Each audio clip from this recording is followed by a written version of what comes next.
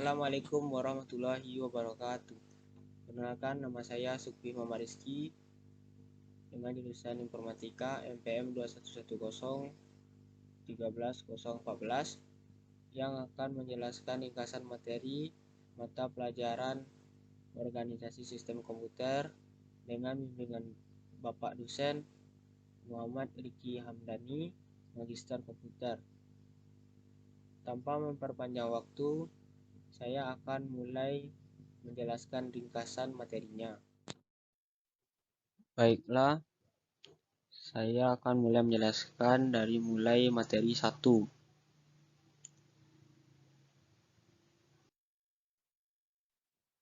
Generasi komputer. Komputer sendiri memiliki generasi dari masa ke masa, dimulai dari seperti vakum, transistor, dan lain-lainnya. Setiap generasi memiliki kelebihan per generasinya. Kita mulai dari generasi 1.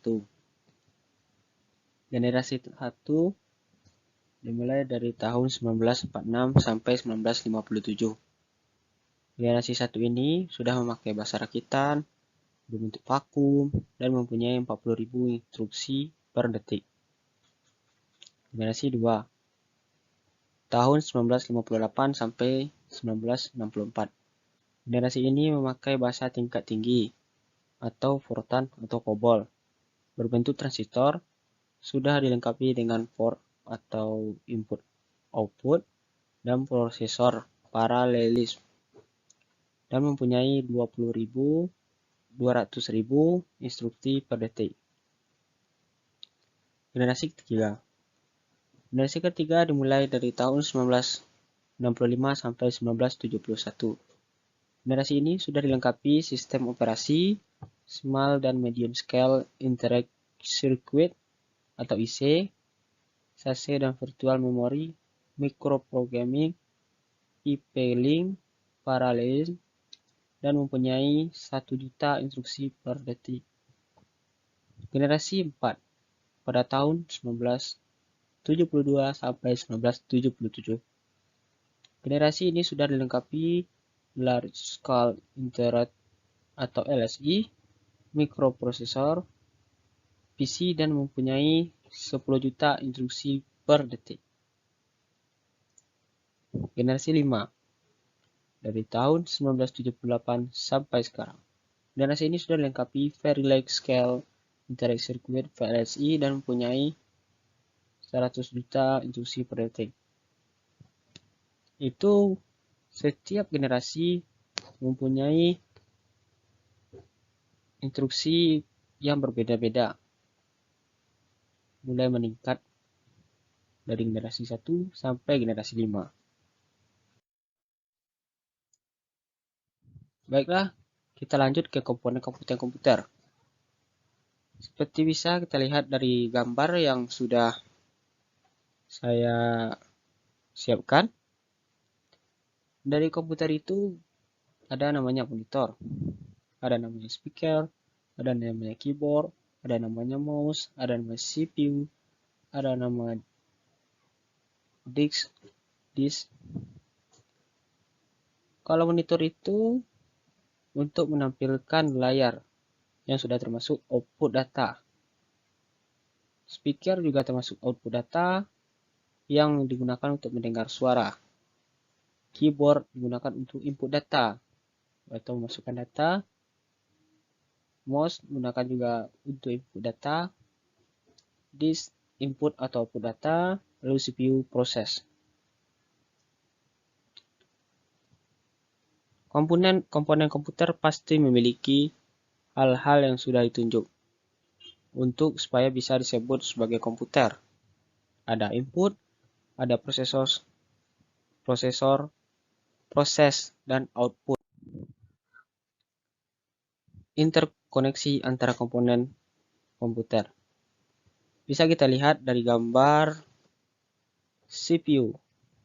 Kita mulai dari gambar A yang tampak di belakang, yang dimulai dari power supply, ada itu port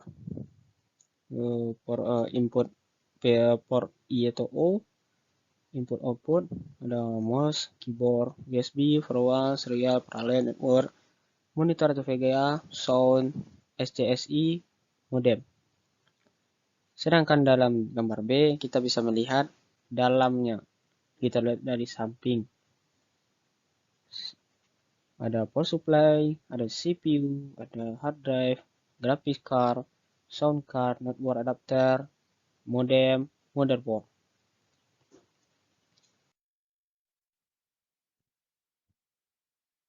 Komputer juga memiliki fungsi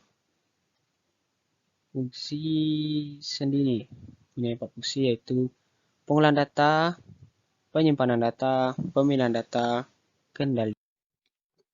Setelah kita masuk materi 1, kita lanjut ke materi 2. ENIAC. Kepanjangan ENIAC adalah Electronic Numerical Integrator and Computer. Pendiri ENIAC sendiri adalah John Mauchly and J. Frances Eckert dari Universitas Pennsylvania. Lalu dikembangkan oleh Angkatan Darat Amerika Serikat untuk pembuatan jarak dan tabel lintasan peluru kendali senjata baru. Diperkenalkan pada tahun 1946 hingga 1955. ENIAC sendiri perhitungannya dalam desimal. Diprogram secara manual dengan switch, mempunyai 18.000 vakum. Memakai vakum berarti ENIAC termasuk generasi 1. Luas 15.000 meter persegi, memakan daya 140 kW. Konsumsi dayanya 5.000 konsumsi penambahan per detik dan beratnya 30 tons. ENIAC sendiri bisa kita lihat dari gambar sebelah kanan paling atas, bahwa ada seseorang yang mengatur ENIAC. Von Neumann. John von Neumann menemukan arsitektur yang dinamakan von Neumann atau mesin von Neumann pada tahun 1903. Arsitektur ini terdiri Arithmetic Logic Unit atau ALU yang berfungsi untuk mengolah data biner. Lalu Control Unit yang berfungsi untuk melakukan kontrol terhadap instruksi-instruksi di dalam memori. Input atau input output yang berfungsi berinteraksi dengan lingkungan luar. Dipublikasikan pada tahun 1946, arsitektur ini masih dipakai hingga sekarang.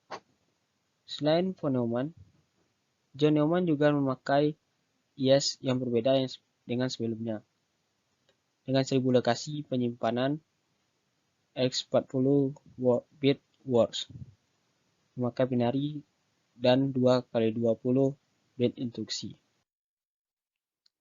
Kita bisa lihat struktur dari von Neumann machine, dimulai input output equipment mengarah ke arithmetic logic unit, lalu mengarah ke memori, program control unit, dan diulangi terus. Lalu kita bisa melihat struktur dari IAS sama dengan sebelumnya, cuman ini lebih banyak dari sebelumnya. Ada akumulator, M-key, arithmetic, logic, MBR, IBR, PC, WAR, IR, control circuit, address. Lalu kita masuk ke komputer komersial. Pada tahun 1947, Eckert dan Mauchly mendirikan Eckert-Mauchly Computer Corporation. Tahun kelahiran industri komputer ini dengan munculnya dua perusahaan yang saat itu mendominasi pasar seperti Sperry dan IBM. Pada awalnya terciptalah UNIVAC, Universitas Automatic Computer, pada tahun 1940 yang menjadi tulang punggung perhitungan sensus di USA. Lalu pada tahun 1950 diluncurkan UNIVAC 2 dengan memori yang lebih besar dan lebih cepat. Lalu kita masuk ke transistor. Transistor sendiri ditemukan pada tahun 1947 oleh John Bardian, Walter Brattain, dan William Shockley di Lab Bell. Berbeda dengan vakum yang besar, transistor lebih kecil, lebih ringan, disipasi daya lebih rendah, terbuat dari silikon atau sand, dan sudah memakai solid state device (SSD). SSD dimana yang sudah kita kenal sampai sekarang ini dengan kecepatan lebih cepat dari HDD sebagai penyimpanannya. Transistor sudah masuk generasi kedua. Mikroelektronik. Komputer sendiri terbentuk dari kumpulan gate, kumpulan memori, dan interkoneksinya yang dapat dibuat dengan semikonduktor, contohnya silicon wafer. Mikroelektronik ini sering disebut elektronik kecil, karena bentuknya yang kecil, lebih cepat, dan lebih murah. Mikroelektronik ini mempunyai hukum yang terkenal, yaitu hukum Moore, yang menjelaskan tentang pertumbuhan kecepatan mikroprosesor yang digunakan oleh Gordon M. Moore, yang diambil dari hukumnya sendiri Moore. Kita bisa lihat grafik jumlah transistor dalam chip Pentium, mulai dari 1970, 1975, 1980, 45, sampai 2005. Kita bisa lihat bahwa sangat naik, grafiknya naik ke atas per tahun. Berarti ada perkembangan yang baik. Lalu masuk ke memori semikonduktor. Memori semikonduktor adalah memori komputer yang terbuat dari bahan semikonduktor yang perangkat penyimpanan data elektronik ini biasanya diimplementasikan ke sebuah semikonduktor berbasis sirkuit terpadu atau IC. Ditemukan pada tahun 1970 yang dikembangkan oleh perusahaan Fairchild dengan 256 bits lebih cepat daripada core dan mempunyai kapasitas yang lebih besar. Kita lanjut ke materi 3. Dari materi 1 kita sudah membahas input-output. Saya sudah bilang tadi bahwa sebuah komputer ada alat-alat atau peripheral yang membantunya. Salah satunya CPU. CPU atau Central Processor Unit yang merupakan komponen terpenting dari sistem komputer atau komponen pengolahan data yang berdasarkan instruksi yang diberikan kepadanya. Dalam mewujudkan fungsinya dan tugasnya, CPU tersusun atas beberapa komponen utamanya yaitu aritmatik dan logik unit ALU yang bertugas membentuk fungsi-fungsi pengolahan data komputer, control unit yang bertugas mengontrol operasi CPU dan secara keseluruhan mengontrol komputer sehingga menjadi sinkronisasi kerja antara komponen dan menjalankan fungsi-fungsi operasinya. Register berfungsi untuk penyimpanan data yang saat diolah ataupun data untuk pengolahan selanjutnya.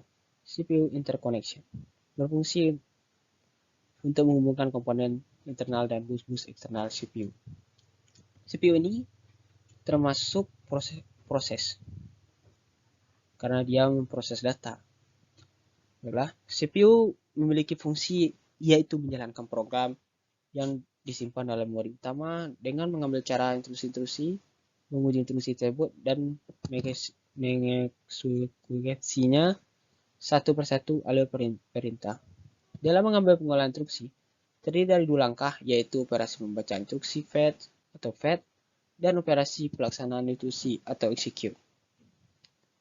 Baiklah, kita masuk dengan siklus eksekusi. Dalam eksekusi ada siklus, yaitu instruksi address calculation atau IAC yang mengakalkulasi atau menentukan alamat instruksi berikutnya yang akan dieksekusi. Lalu instruksi fetch atau IF berfungsi membaca atau mengambil instruksi dari lokasi memorinya ke CPU. Instruksi operation decoding atau EOD yang berfungsi menganalisa instruksi untuk menentukan jenis operasi yang dibentuk dan operan yang akan digunakan. Operan address calculation atau OAC yang berfungsi menentukan alamat operan Hal ini dilakukan apabila melibatkan referensi operan pada memori. Operan fetch atau OF yang berfungsi mengambil operan dari memori atau dari modul I per O. I per O ini dimaksud input output data operation atau DO yang berfungsi membentuk operasi yang diperintahkan dalam instruksi. Operan store atau OS yang berfungsi menyimpan hasil eksekusi dalam memori. Dari diagram ini bisa kita lihat siklus instruksi yang mulai dari IAC,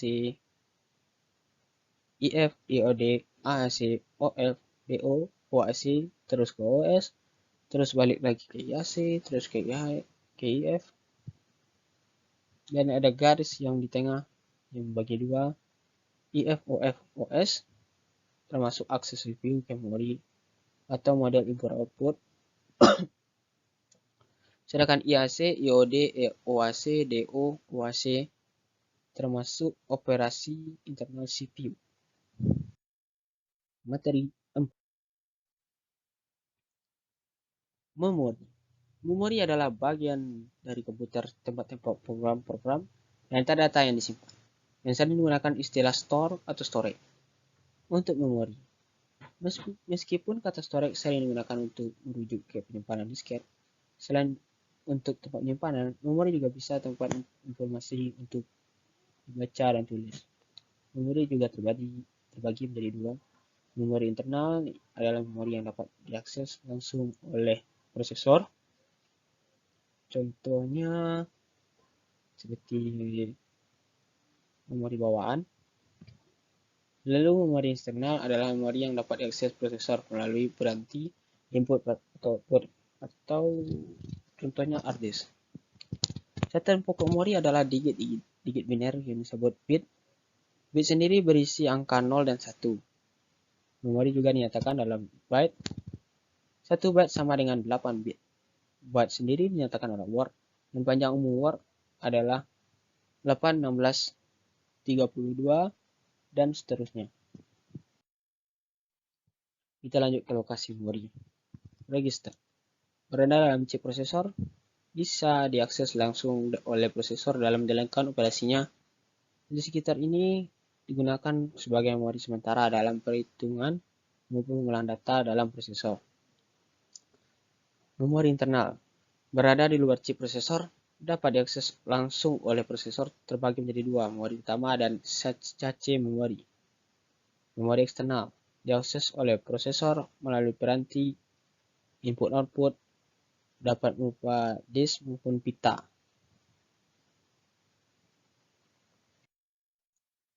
Metode akses.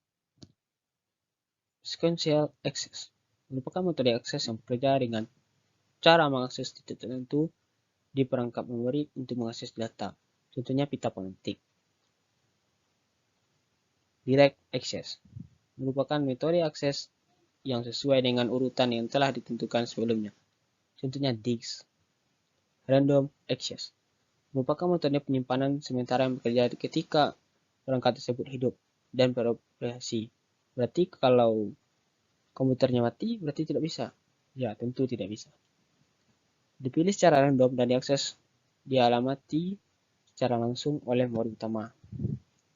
Access time merupakan metode akses memori yang dilakukan dengan mempertimbangkan mekanisme pengisian memori berdasarkan tiap-tiap unit atau disebut juga dengan pengalamatan memori. Contohnya adalah cache memori.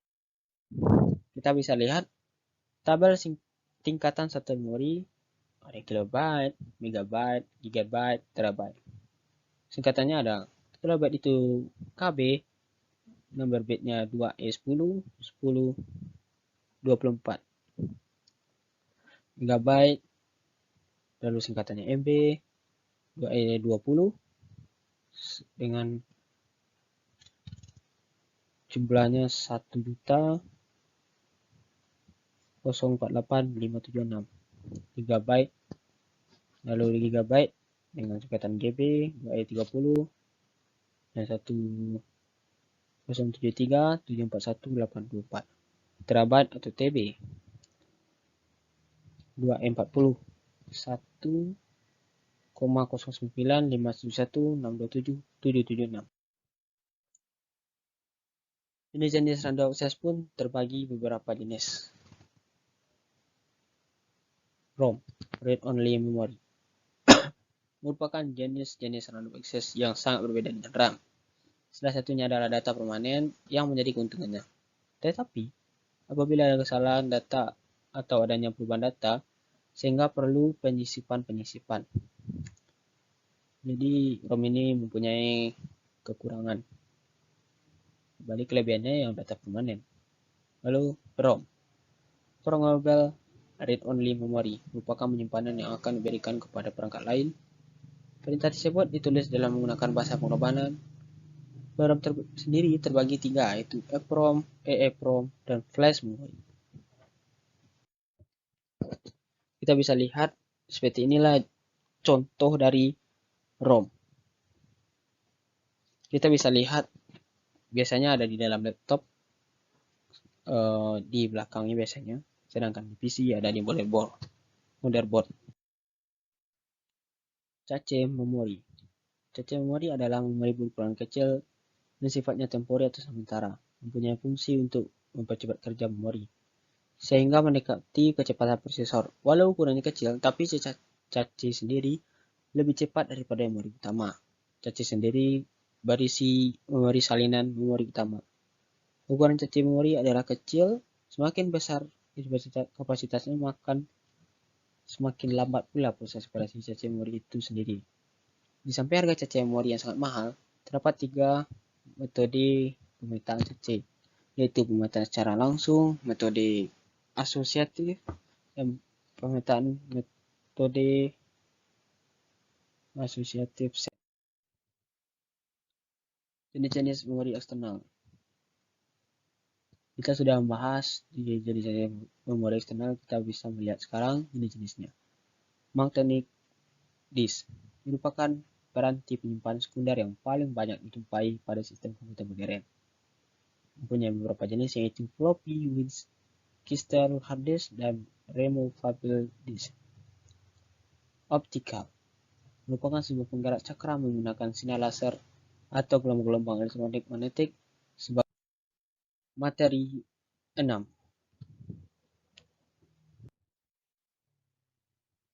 Input output. Input merupakan perangkat masukan yang dipasang sesuai port masing-masing yang berfungsi memasukkan data dari dua mikroprosesor yang berupa signal data maintenance atau signal input. Output merupakan komponen-komponen komputer yang berfungsi menghasilkan data yang bisa dilihat, didengar, ataupun dipahami. Sedangkan peripheral merupakan perangkat apapun yang dilampirkan komputer untuk memperluas fungsinya. Pada dasarnya perangkat input-output dikenal sebagai peripheral. Peripheral mempunyai metode operasi yang bermacam-macam, diantaranya kecepatan transfer data antara peripheral tidak sama. Ada yang cepat, ada yang lambat. Tiap peripheral kadang memiliki standar format data dan panjang word masing-masing. Modul input-output bertugas sebagai interface penghubung atau perantara memori dan prosesor.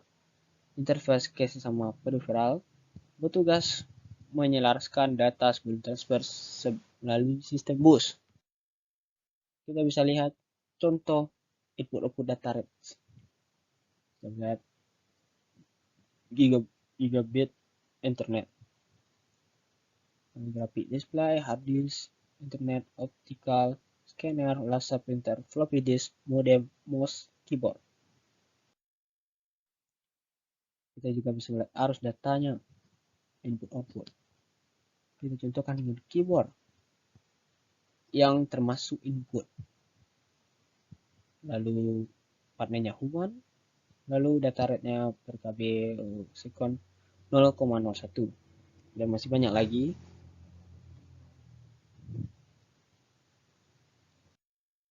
Model input output secara sederhana.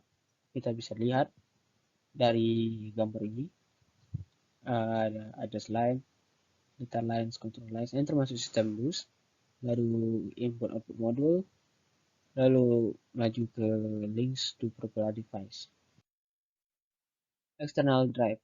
External device digunakan untuk melakukan komunikasi perpindahan dan penyimpanan data baik antara lingkungan luar komputer dengan itu sendiri atau di dalam komputer. Biasanya peralatan storage input dan output berada di luar motherboard, CPU, dan memori. External device yang terhubung ke sebuah modul input output disebut peripheral. Kategori external device terbagi beberapa macam, yaitu human readable. Human readable merupakan untuk berkomunikasi dengan pengguna komputer, contohnya monitor, printer, dan keyboard. Machine readable, tadi human, sekarang machine. Machine readable merupakan berkomunikasi dengan sesama peralatan, contohnya hard disk atau sensor. Sensor ini diartikan dengan seperti kita lihat, bisa dilihat di toko-toko swalayan, seperti men-scan barang-barangnya yang ada barcode-nya dan scanner. Communication merupakan berkomunikasi dengan device di tempat lain, contohnya LAN, card, modem, dan lain-lainnya. Kemampuan lain modul input-output menyembunyikan properti-properti peripheral terhadap CPU. Tidak semua properti dapat diketahui CPU. Satu modul input-output mampu mensupport satu atau lebih peripheralnya, mengontrol fungsi peripheral sesuai perintah CPU, tidak hanya mengirimkan data. Menyerahkan apa yang diinginkan sistem operasi terhadap peripheral, misalnya Unix, menganggap semuanya sebagai file. Teknik input atau output terbagi beberapa macam. Program merupakan transfer data yang dilakukan oleh CPU dilakukan di device server untuk register akses atau memori pada perangkat. Lalu ada interrupt driver, merupakan teknis proses untuk tidak membuang waktu. Prosesnya adalah CPU mengeluarkan perintah input-output pada modul input-output, bersamaan perintah input-output dijalankan pada modul input-output, maka CPU akan melakukan eksekusi perintah. Lalu Direct Memory Access, DMA, merupakan kemampuan pada komputer modern yang memungkinkan perangkat peripheral untuk mengirim data ke memori motherboard tanpa intervensi dari CPU. Lalu IOP versi. Cara kerja modul input-output. Setelah saya menjelaskan tadi bagaimana apa contohnya input, kerjanya, dan lain-lainnya. Sekarang kita lihat bagaimana cara kerjanya sendiri. Dimulai dari CPU meminta status peripheral pada modul input-output, lalu masuk ke modul input-output, cek ke peripheral dan mengirimkan statusnya dalam berbentuk status bit. Jika status ready, CPU melakukan request untuk transfer data. Lalu modul input-output menarik data dari peripheral. Modul input-output menyelaraskan data sepenuhnya. Lalu modul input-output mentransfer data ke CPU lewat bus status bits. Lalu ada sinyal-sinyal dari input-output seperti ready, yang berarti peripheral siap untuk digunakan, wait berarti peripheral sedang bekerja, error berarti peripheral yang diberikan gagal dikerjakan. Lalu ada teknik pengaturan input-output yang sudah jelaskan tadi. Program input-output mempunyai ciri-ciri, yaitu CPU memiliki kontrol langsung terhadap proses IO. Maksudnya dengan caranya membaca status, memberi perintah, read atau write secara mekanis, mentransfer data. Tetapi teknik program ini mempunyai kekurangan, yaitu boros waktu atau CPU atau clock. Dalam data programmer mempunyai beberapa langkah pengaturan, yaitu CPU merequest untuk melakukan operasi input-output, lalu modul input-output melaksanakan operasi ke peripheral, lalu modul input-output mengakses status bit, hasilnya operasi. CPU mengecek status bit secara periodik tiap beberapa clock. Kalau belum ada perubahan, maka ada tunggu. Kalau ada, maka teknik ini akan bereaksi.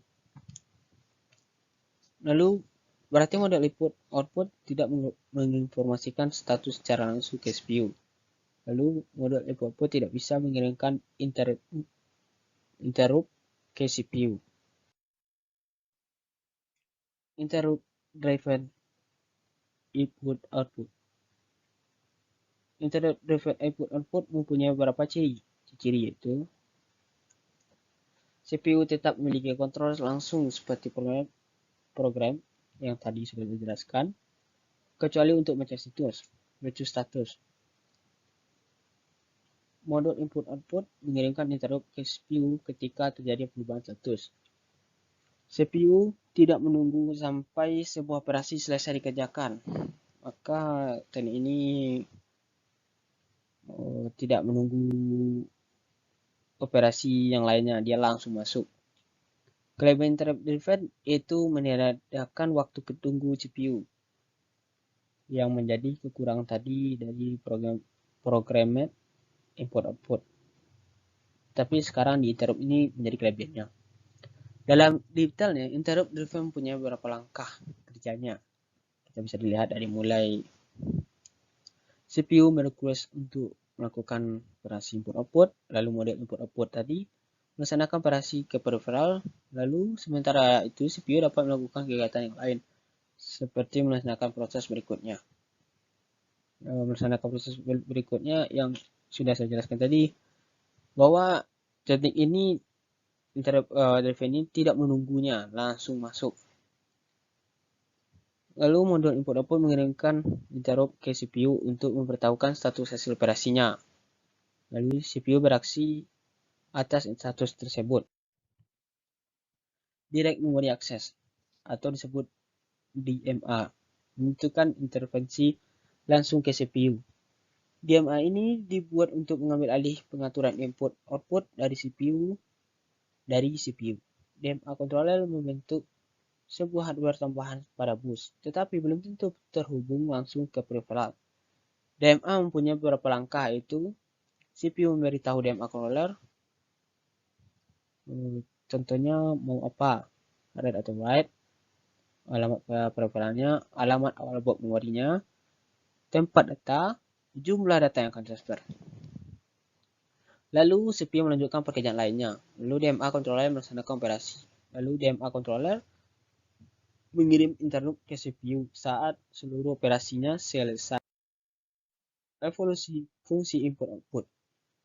Input output ini mempunyai evolusinya sendiri. Semulanya CPU langsung mengendalikan peripheral. Kemudian ada penambahan modul input output terprogram sebagai pengendali. Selanjutnya penambahan modul input output interrupt driver sebagai pengendali. Selanjutnya modul input output akses langsung ke memori melalui DMA yang tadi sudah saya jelaskan. Lalu kemampuan modul input output ditingkatkan menjadi prosesor dan tidak tergantung CPU. Modul input output memiliki memori lokal. I/O prosesor adalah proses yang terpisah dari CPU dan dirancang untuk menangani proses input output. Lalu kita masuk ke perintah input output. Ada beberapa perintah, contohnya CPU memberikan alamat atau address.